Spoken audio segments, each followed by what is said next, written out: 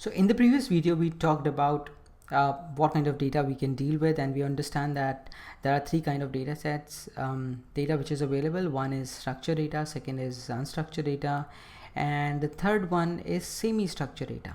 And you must be wondering like why we have this semi-structured data. And trust me guys, this is one of the most useful data which you can ever encounter. And let's understand the definition first, and then we'll talk about this. For example, semi-structured data is, by the name you can understand that it has got some structure, right? That some schema has been applied to it, and I'll be giving you some example, then you will have exact understanding that what I'm talking about. For example, let's read the definition first. A semi-structured data is the data which doesn't conforms to a data model but has some structure. It lacks a fixed or rigid schema. It is a data that doesn't reside in relational database but have got some organization properties which makes it easier to analyze. With some process we can store them in relational databases as well.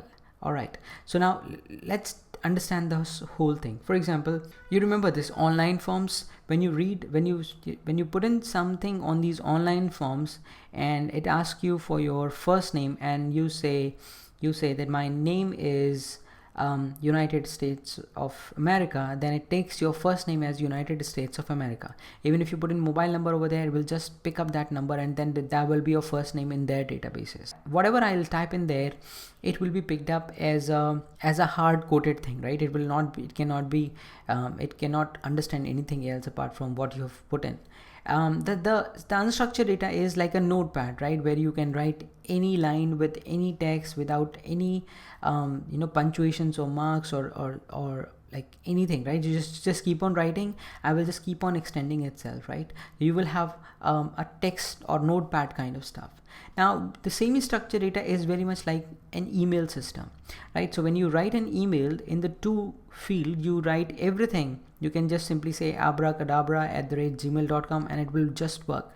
There is only one condition which you need to follow, is that there should be @ and the domain name. If it doesn't matter, right, what you have written there before @, but it just picks up the email address. Similarly, if you go to subject field, there you type you can type in anything. You can type in any number or text or any like symbols, but it has a limit, like it should be like between 50 to 100 letters or not more than that. So the point which I'm trying to make over here is that in the email, right, you have certain restrictions, and not all restrictions, right? You can just type in anything in those 50 and like 100 words in subject line, but in the email you can just type in anything. You can just put in there the images or video links or URL or GIFs. You can put in anything there. So you have certain restrictions, and then but most of the things are open, and this kind of data is very much flexible to pick up the data around us. For example, on the Facebook, you can write anything, any post. You can write one line, you can write n number of lines, or you can just even pick up any URL, or you are flexible. You are free to choose whatever you want to type in that confined boundary. In semi-structured data, there is some kind of restrictions, but they are not very much rigid. There are some restrictions which are rigid, but some of the restrictions which are open, and it depends upon user what kind of information you want to type in, right? Now what is the characteristic of semi-structured data? It doesn't conforms to a data model but has got some structures.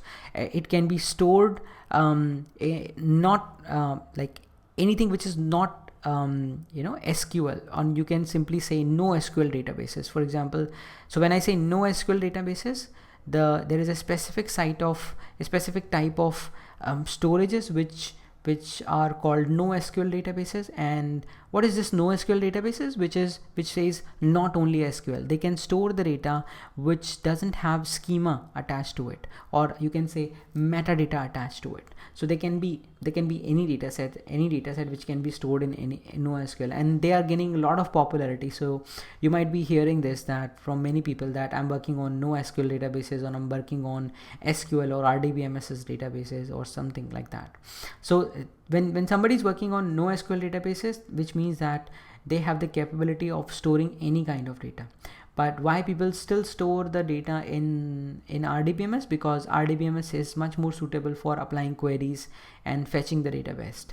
Now semi-structured data, when it becomes like huge, it's difficult to fetch that information and find that information. There are methods to do the same as well, but that brings you to big data sort of stuff. But again, there are methods to identify or even search in semi-structured data as well. And semi-structured data is huge. It's very, very huge. So semi-structured data contains tags and elements which are metadata, but they are not very much restricted. This metadata is used to group the data and describe how the data is being stored. And then similar kind of like entities can be grouped together. Similar kind of attributes can be grouped together, and then you can infer a lot of information from there as well. Size of the data and the attributes may keep on differing, but it just doesn't have well-defined structure, but it can be used. It can be used for multiple purposes, but it cannot be used directly to put the data into RDBMSs.